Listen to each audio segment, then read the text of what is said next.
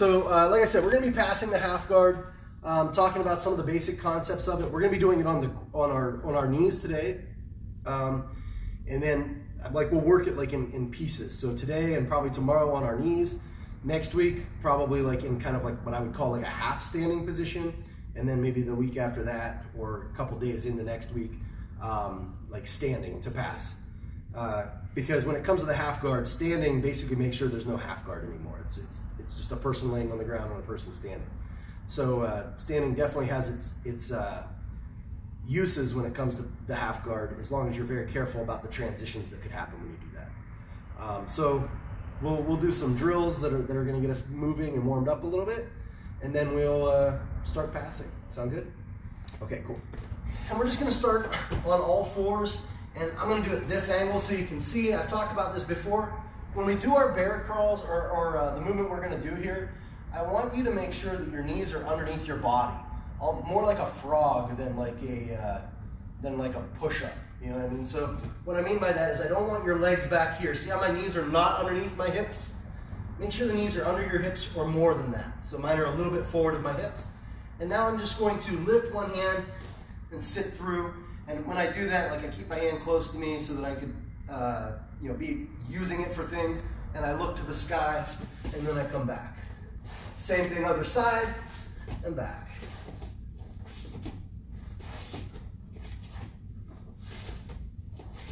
And my knee should be aiming like forward at an angle. So it's not going backwards toward my own heel. It's going kind of through the hole that's created between my knee and my hand. All right, good. And now we're going to do one called the four corners drill. This is real similar, except we're actually going to replace our hand with our foot. So I'm in that same stance. I bring that back leg through, and when I lift my hand, instead of sliding, I step and go into like a crab walk position. And then just return. Same thing, other side, and return. And just keep doing that. Good. Okay. The next one we're going to do, so those are real easy to do at home. You shouldn't need much space. The next one is a bear crawl, and I showed this once before, but for a bear crawl, if we're at home, you can just take a few steps forward and a few steps back. I've got my wrist is kind of jacked up, so that's uncomfortable, but that's what's going on here. So if I was doing it this direction, so it doesn't need to be, like all the way down the mat like you're used to seeing. It can be just a few steps forward, a few steps back. All right. And then we'll do some bridges and some shrimps. So from here, I'll turn this way. We just come up onto our shoulder. My head stays tight to the ground, and my opposite arm touches the ground behind me.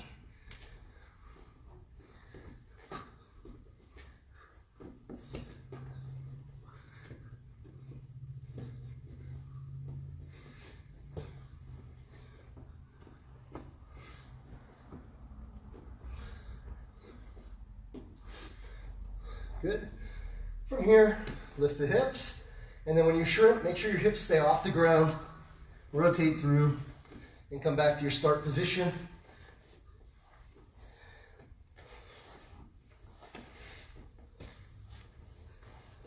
And then that reverse shrimp or that hip scoop. So make sure when you do your shrimps that you don't just fall and then kind of go back however, right? Make sure that it's a deliberate movement. When you return your knee to the original spot. My hips never touch the ground during any of that. That's a real important thing that I think a lot of people miss. All right, let's see what we got on and then get moving. Half guard, or I'm in her half guard in this situation. There's a couple things we need to understand. She's on her side, which means that she has a half guard. When I can get someone to their back and like I have my weight on them, I consider that half passed, okay? So right now she's in a decent spot to actually affect me and do moves on me. Couple things that she needs if she wants to go anywhere. One is if she wants to get back to guard, her knee here needs to actually come out, and then she would wrap her leg back around me, and Now, Katie doesn't do a lot of closed guard, I wouldn't imagine. A lot of butterfly and probably half. Yes, You know, she's not the biggest person. But for me to prevent that knee, that's really important, is that I make sure this knee doesn't come out. So I always have some sort of frame or post on it. Ideally, that's done with my leg. Remember, we don't prefer hands to do the work of legs. Okay? Trying to have a hand stop a leg is usually not the best idea. But initially, what I do is I hold it. So that's like my initial thing. Let's actually turn up. Yeah, right there, perfect. Is I hold this knee, okay? My other hand, I like to put on the hip. Now, of course, we're no gi right now. With the gi, I could grab the collar, drop my elbow in, that kind of stuff. But we're no gi, so I control the hip. I'm controlling the hip because it does a couple things. One, it's going to help me rotate her. So if I start moving sideways, it'll help rotate her sideways. The other reason is it keeps my arm kind of in alignment. And then if she had her knee up high, and we'll talk about this in a second, I could actually have my elbow inside of her leg, and that's a great control right there, okay? But I control the hip. I don't like to let this arm get out here because it's easy underhooks, and I don't necessarily always want them to have an underhook. Not saying it's always bad, I'm just saying you have to want them to have it for it to be correct. Never give them what they want, give them what you allow them to have. All right, so I'm controlling here, basic controls. My weight's forward, but look, I'm not putting a ton on this knee. And the reason is I put too much on this knee, now I'm giving her my weight and she can figure out like how to move me, right? And then she gets what she wants. So I don't want to put too much onto this unless I can like actually crush it. So it's not, what I'm not saying is if I could go like this, yeah, definitely you should do that. That's a great thing to do. But I don't want to just load my weight on her leg where she can then manipulate me. All right, so understanding your posture and your positioning is the first and most important part of passing the guard in general. The next thing is to understand where you need to end up. If I want to end up in side control, all right, that means I want my body to be beside Katie's. And for it to end up there, I need to, like I always call this the battle zone. Like this is the war zone. And what I don't want to do, if you think about how I was talking about the weapon defense, I said that you should never take a knife to a knife fight. You should take a gun to a knife fight. It's the same thing. I don't want to bring my hands into here and hand fight it with each other. She's got 2-on-1 in this situation anyway. Obviously, I can't bring this one over because she'll take my back. So it's always going to be an unfair fight for me there. So what I want to roll up into this spot is my leg. All right, but what's the trigger to make that happen? And that's the real key. If her leg can be in a couple different configurations here, a couple different positions. If it's down like this, you know, kind of like at 45 degrees or less, I'm better off doing things to try to crush it. If it's higher, now's when is my key to like enter into this zone. So what I'm going to do is I'm going to replace my hand with my leg here. So now she's got her little infantryman here trying to defend, and I've got my tank. And that's how I would much prefer to fight this battle. All right? Now I'm going to show you some leg work here in a second, and then I'll talk about what the arms are going to do. So ideally, we're going to get down on her with our arms and control, but it's going to be hard to see what I do with everything. If I'm all like controlling her and trying to talk, you're probably going to miss what I'm doing with my legs. So we're going to turn a little bit. Let's go this way. I think this is the best. I know my back is to you, but I want you looking at what my feet are going to do. So again, I bring that knee in, and notice that this knee stays back, okay? Because what I'm going to do now is extend that leg. And when I extend it, what it does, I use this part of my knee below, like on her calf. Okay, so I've got one leg up here and the other one down here, and when I pry, it opens her leg up. All right, that's my goal, is I want to make her leg kind of useless to her. And then I can use my feet to windshield wiper and control. So, we're here, my knee's forward, the other one's back, extend. Once I get that extension, now I can windshield wiper and control, and then I switch it off. All right, so see how I end up with this position here? So I've got this leg staple going on. Let's turn this way again. So I'm going to show everything, and then I'm going to come back. So if you have questions during this, make sure to ask them and we'll go through and do it a few times. The other thing that's nice about this is size doesn't really make a huge difference in it. So you'll see in a minute, Katie can actually execute this on me as well, as long as all the positioning is good. So we're in here, her leg comes up, and it's kind of high. So one of the things I'll do, I'll pinch, and then I replace. So look, I frame right here, allow my elbow to come inside, and control. And I'm still cupping her hip here. She can tell you that's a pretty tough frame to deal with. It's kind of hard for her to bring her knee in over that, especially because I'm now putting my body in its way. I wouldn't be here and stay seated where she can just bring this over and kill my arm in, grab my wrist, and then take my back, right? So I don't want that to happen. So just be aware that it could happen. Now you know, so it won't surprise you if someone tries it. So I'm controlling, pinch, frame, come in, I'm leaning my pressure in. My pressure's at a 45-degree angle. I'm not going in straight at her for the same reason, basically. It makes it harder for her to drag me across, all right? This arm is gonna look for her neck. I'm gonna come under, and I'm gonna be nice to her, but I wanna get control of the head. Now my weight can come in, pinch my knee, extend, trap, trap. And we're right back where I said to be with the legs.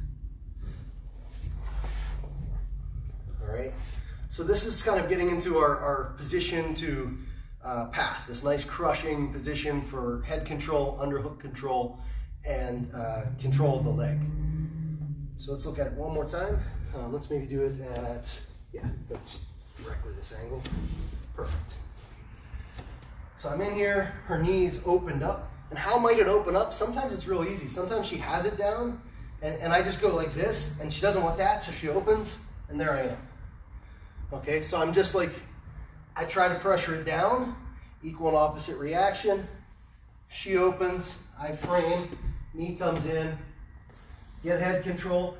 I don't care as much about the underhook, but I'll get it for now because it's there. Extend, windshield wiper to release. Now let's see if we have any questions on that. I don't see any questions. So this is like where I like to launch my passes from. I like to have good head control. In the past, I had taught people to come over top the body. I'll show you what I mean. Let's turn and go this way. So your head will be over here. And let's scoot this way. I'm sorry. I didn't center you up. What I mean by that is coming here like this and sitting.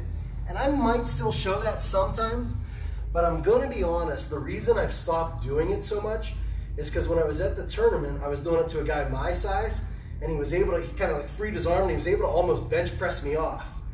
And it's not a problem I ever had before because of two reasons. One, I'm a big guy. Not many people can bench press me. And two, when you compete, the level of intensity is way different. And so like people are just stronger than what you think they're gonna be. And so I switched. Actually, the guy who was coaching me was like, hey man, I want you to control the head. And when I just started doing it with that variation, which I've known, but never really was concerned about it. But when I did it with that variation, nobody was going anywhere. It's just a much better control. And it's not that the other one can't work. It's just that I want to give you what I consider to be this thing that as a beginner you can work most often. Okay, let's scoot this way just a smidge. All right, so one more time from this position. This is kind of like my starting goal is to get tight on Katie. So I'm controlling the hip and the knee. And when, depends on what she's giving me, what I'm feeling, I'm already feeling outward pressure with this arm. So I might just do that first. So 1, 2, now my knee can step in. Will my knee step in before my arm sometimes? Yeah, sure. Like if she's more down low with this, like here, I might step the knee in so that I can pressure this without her losing her leg. Okay, so the order of operations there is really more about where you feel the immediate danger is. Okay? So knee comes in, I push this down, she opens it back up to fight it. I've got this frame, and look, the direction that my hand, let's put this up for a second. See how my arm is at that angle? That's the direction my weight's going. You feel like you could arm drag me? It's gonna be real hard, isn't it? And look, she sits up to do that, she gives me her head. So she's probably not gonna do that. Get underneath the head, and I put her on her back. Now I extend that leg, boom, to make her straight, trap, trap. Now, some people are like, Bill, can I just bring my leg right out of there? You might be able to, and that's fine. Okay, if during this process I can just pull this out, great, but you can't see what she automatically did, but good, I want them to see. What? Well, it's gonna be hard to see that leg. My point is though, as I do that, she's already saying, oh good, the pressure's gone, and she starts bringing her knee up. And one of the problems I have with smaller people is that she doesn't need a lot of space to get that knee in.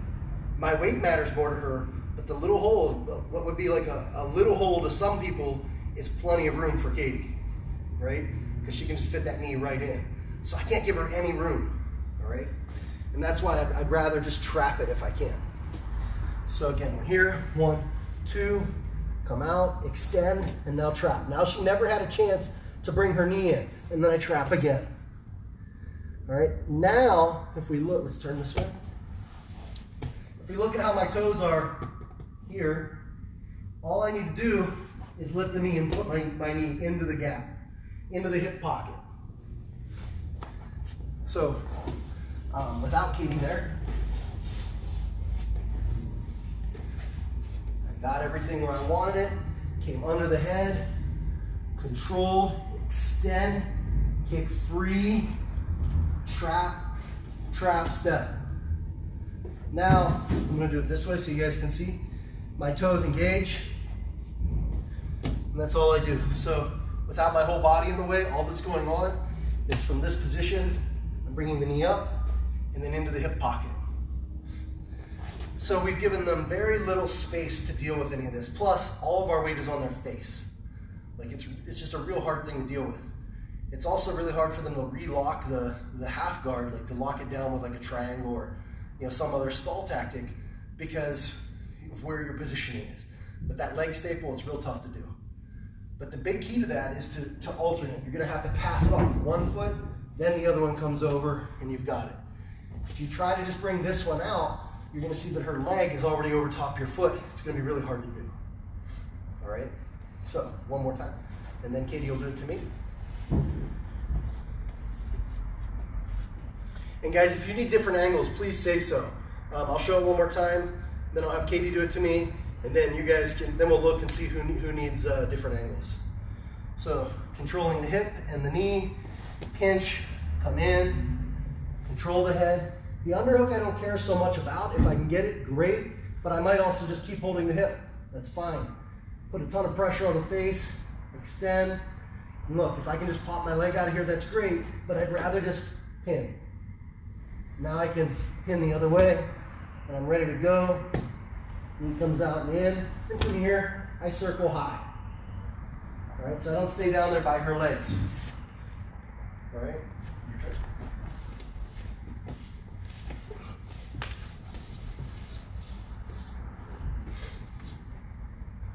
So I've got the knee in, holding the hip and the knee, very nice. Good, yep. And here's the other thing, is usually they're using their other foot too, right? Like, so you're not gonna just bring your leg right out of there most of the time. But even if I'm doing this, yeah, she can still hide that. Now step out with this leg first. So step out and base with this leg. So as you trap with this one. So 1, 2, yes. Okay, so she did like a hip slide, which is great. You probably are able to do that most of the time. I just want to, again, give everybody the most common denominator that you can do. And now from here, she can just put her knee into the hip socket and slide through. Feel good? Right. So let's look at one more way to get this position, okay? Because I think sometimes it doesn't necessarily happen like this, or it feels really awkward. Remember, let's turn this way again. Perfect. Remember what I said about controlling her leg? Actually, I'll put that down for now. This, because she'll come out to guard, right? So again, show about going to guard in case someone missed it. See how her knee has to come out of there? She has to be able to pull that forward. So sometimes what will happen is I get in tight, I get this arm in tight early, and then I just come down low, but I'm still way down by her hip. Okay, so instead of being up high, controlling up here, I'm down low, controlling at the hip. All right, And just be careful, don't get guillotined. I like to put my forehead in her chin, but I want to be able to talk for a second. When I do this though, my arm, let's turn about 45 degrees. My arm is still occupied with her knee. All right, and if I don't do that, if I just do this, she goes back to guard anytime she wants. See? So I don't want that to happen, but I can make her think it's okay. So sometimes we give someone a little bit of something, just enough to make it work a little bit. So I'm in my position, I'll be keeping good heavy head pressure, and I'll let go with my arm just a little bit. So without me in the way, all I'm doing is just this. Okay, but I'm not taking it way up here because then she grabs it. If you saw her, she like grabbed it and stiff armed it out. I don't want all that going on. Just enough that she can start to escape. Go ahead. And then I hold it again.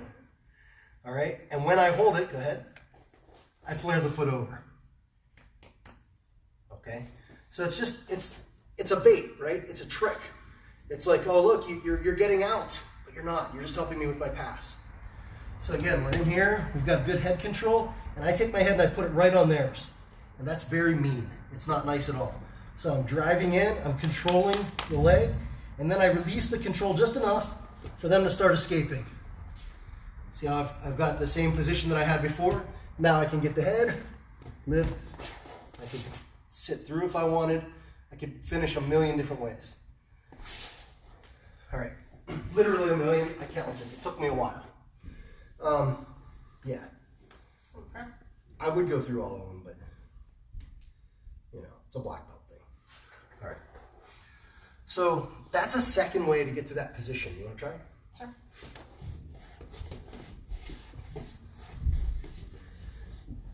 So now I'm in here. Katie manages to get her leg in, but like it's not the same situation. Mm-hmm. All right. And maybe I'm stiff arming her leg right here. That's another reason to do it. Mm-hmm. So she just brings her shoulder down tight on me because I am open, and she comes forward as much as she can and base out with this foot.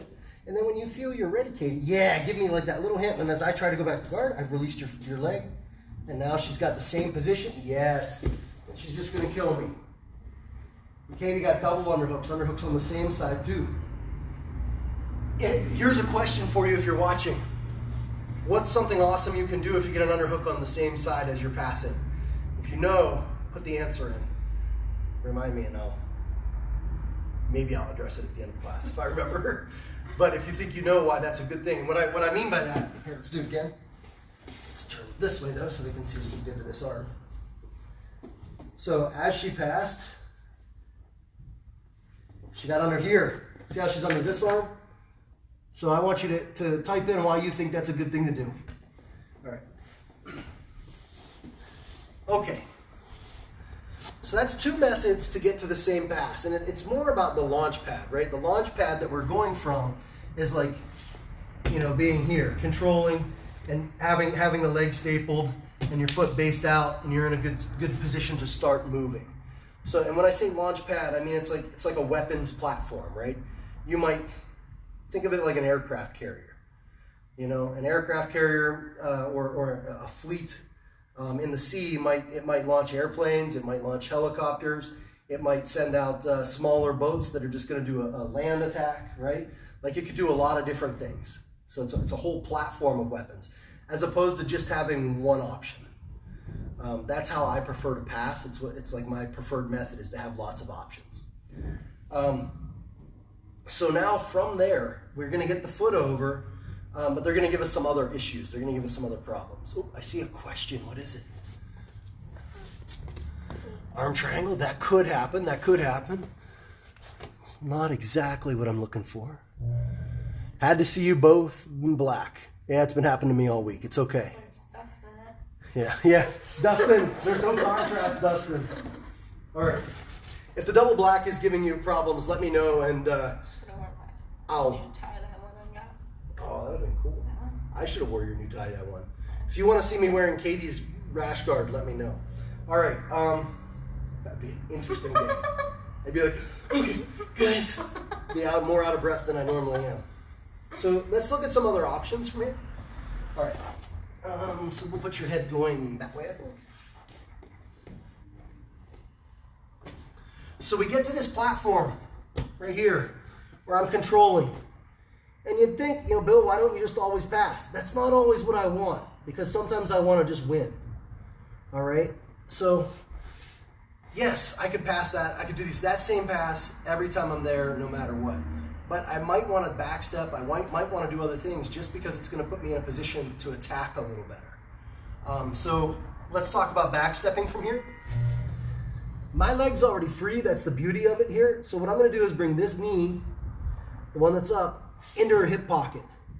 And I'm going to, all my weight's going into her face. You might want to look the other way, Katie, the other way, just so that it's not on your chin. And I backstep. And the reason I like to do that here is because now I can just tap the knee and mount. And it gives me a very fast mount right out of the pass. And I'd much rather be in mount if I can be. It's a better control position, and you have like double the options. You're in side control, you have half the options. From mount, you have both sides.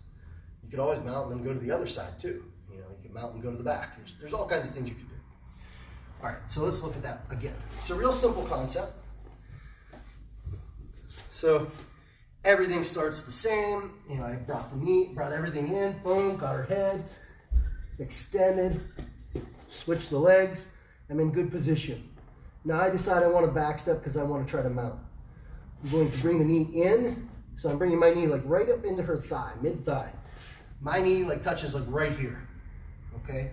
And that's just going to keep her leg there so it's hard for her to track me and follow me. Boom. Don't let my back look at the ground. So notice I'm not doing this. My chest is still facing Katie. And then immediately my hand comes, touches her knee, and I just hold it. And then I basically replace my hand with my foot. Sorry, I didn't mean to kick you. All right, let's turn it this way.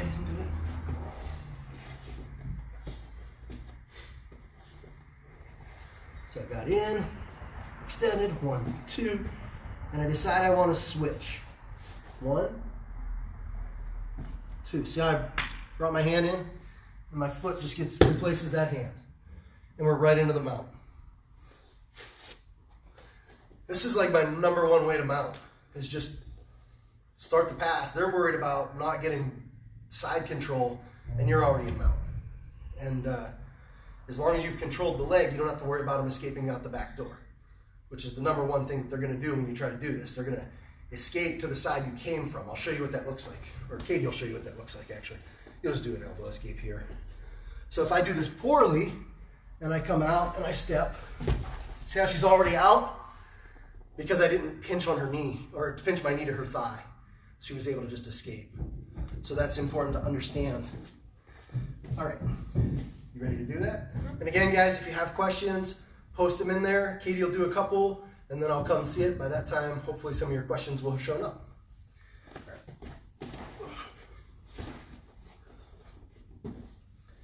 So from the beginning. 1, 2, nice.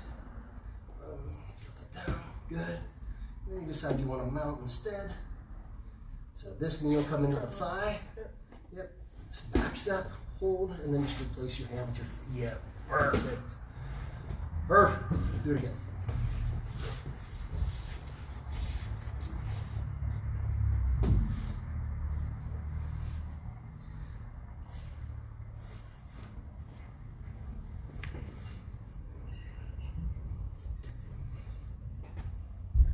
And now see right here, Katie could pass. She could easily pass. But, you know, she's greedy. So she decides she wants to mount. Nice. Good. Okay. Let's see what questions we have on that. If you're advanced, or when I say advanced, if you're like a blue belt or above, hopefully the main concepts that I went over make sense, and you can focus now on just the technique itself. If you're newer, I'm less concerned with you knowing the exact method of how to mount or the exact method of how to pass, more than I am, like, I want you to understand where you need to end up and why you're doing the things you're doing. So the concepts of it are what's important. And David Porter actually said it really well, I think, at his seminar, which was, if if I want to pass the guard, I basically have to stick some part of my body through this hole, right? Like if you just sit up and, so if Katie's in, and I think this is just a good position to see it from. I have to go through one of these holes with some part of my body, whether it's a foot. See, look, if I do that, look, I'm automatically passed. You know, like, obviously she's not gonna just let that happen, but they might. I've tried it, it happens. But you know, probably not from there. But I need to get through that hole. And it could be with my butt. Like, I could literally just step in and shove my butt through there, and now I'm well on my way to a pass, or something even better. Yeah, Katie's like, get out of here.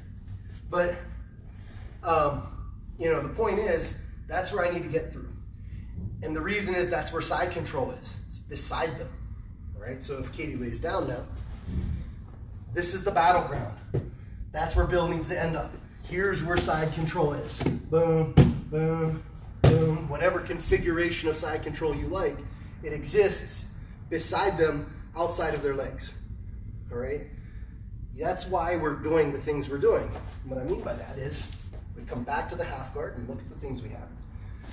Remember, I said some part of me needs to go through that hole. Essentially, I've now put this leg through that hole, okay? That's what's going on. So depending on how your mind thinks and how you like to think of things, understand that's what's going on. My mind thinks of it as like a little war going on. I bring my tanks in to beat the little infantry, okay? You might be like, well, Bill, I'm not crazy. So I think of it as, you know, I need to get some part of me through the hole to pass the half guard or to pass the guard. So I don't care what method you use to think about it, as long as you understand the mechanics and the basic concept that's required. Did that make sense? Mm-hmm. That's a long ramble, but I hope it made sense. All right, so the last thing I'll cover tonight is the bonus thing that Katie was doing and why I like it, and it's killing the same side arm as you pass. One, if I somehow block the pass on the side she's going to, it allows her just to hop over to the other side. So if Katie's, let's do it. I'll have you do it. But imagine Katie gets this underhook on this side, and look, she'll even be mostly passed. And she's a small person. I'm a lot bigger than her. I might literally be able to just extend my arm and she can't come through. But she can easily hop to the other side, just hop, literally jump. And now look, she's still got an underhook over here to control me that way, to manage my rotation, right? Because underhooks manage rotation. It's important to understand that that's what underhooks do. They manage rotation. So that's one reason. But the second reason, and the one I like more, is it allows her to take my back. Let's turn this way so I can see that happen. So again, as she's passing, she ends up getting that underhook on that side. Because I can't rotate down there, because underhooks manage rotation, I can only rotate this way. And now look at Katie, she's already got my back. Bill died. So that's the main reason. Is it just like, the idea of going straight from half guard to the mount, like a quick step and then right over to the mount, she's doing just a quick movement and then straight to the back. It's a greedy thing to do, but over time, the greedier your jiu-jitsu gets, the better you're going to be, and the more flowing you're going to be. Because that's when it feels like people aren't working hard to beat you. And you're like, man, what happened? And they're like, oh, I was already thinking about choking you from the back, and you were still trying to stop my pass. That's what happened. And that's how you get steps ahead. That's how you get that far ahead. And right there, Katie was clearly, that's clearly something you've done a lot. Because, just naturally, she already had the arm hook that she came over. She was already putting the choke on. That's something she's clearly good at and has done once or twice. And, it's a series she's good at. So she's ahead right there. So it's a good thing to do. So think about that as you guys progress through the ranks, is how can I be ahead of somebody? And it's usually just by thinking a little bit ahead of how the body needs to move. And if you're managing someone's rotation, that's usually a really good way to start doing things that they don't want you to do. Because I feel like I'm moving this way on purpose, even though I'm not. I'm just trying to not get armbarred or whatever. And then all of a sudden she's on my back, and I feel like, man, I was pushing you as hard as I could, and you just got to my back anyway. Even though you're whatever you weigh, a lot less than Bill. you know, like, so that's an important thing to understand. Is there anything you guys need to see again? And are there any questions that you have regarding what we went over tonight, or, you know, something maybe we didn't go over? And that includes you, Katie, too, if you have something. So I'll check there, and you think maybe any questions you have. Managing rotation, underhooks, and then what Alan Belcher referred to. Were you at Alan Belcher's seminar? He called him. No, I was there Friday night, but I didn't actually go to the seminar. Yeah, I like little mnemonic devices, like things that help you remember stuff. And he called them the KECs, K-E-C, the knees, elbows, and the chin. If you control the knees, the elbows, or the chin, that also helps you manage rotation. But that's essentially what an underhook is doing. It's monitoring the shoulder very tightly, which is, you know, stopping you from rotating. Yeah, you're welcome, Donnie. I'm glad that helps. Knees, elbows, chin. And let's just look at that for a second. So let's do it that way. If I'm down and Kate, you know, again, I'm big, right? So if Katie wants to keep me looking, or like from rotating into her to escape, she can literally just take her hand and push my chin that way. And I don't know how I look that way and like be very violent about it. I don't know how I can look that way and turn into her. It's going to be hard. Not without pushing this, and then, God, I've given her an arm, so she hopes I do that. Like, literally, that's something you can just do to someone. Just push their face the other way. Logan has a term for it. It's a little vulgar, so I'm sorry, you know, ahead of time, but it's not my turn, it's his. It's, fuck you, don't look at me. That's what he says. And so, like, ugh. And I used that in a tournament not too long ago, just as a half guard, cross choke defense from half guard. You know, a guy was trying to choke me, and it's not the best position to do it from, but honestly, it was really damn close. He was a big, strong guy, and he was pulling hard, and so I just went, F you, don't look at me, you know, and like, I felt his jaw go, one of those things like a couple times, so I let go. I'm like, is he gonna let go? No, okay. You can't hear the coach there, but he was like, Bill, if he won't let go, just do it again. But I mean, like, you see his jaw physically just go, hum, and it's like, oh God, and I felt it. It was really gross. But alternatively, she could do similar things with my knees. So if she, you know, pushes this knee that way, you know, it's really hard to rotate out. That's why we have like our reverse strip action, is to get away from that kind of stuff. If she holds the elbow, same thing. Like, push it down to the ground. Just literally just, yeah, there you go. Like, I can't go anywhere. All right, so knees, elbows, chin, and then that's what the underhook does, but it just does it at the shoulder instead.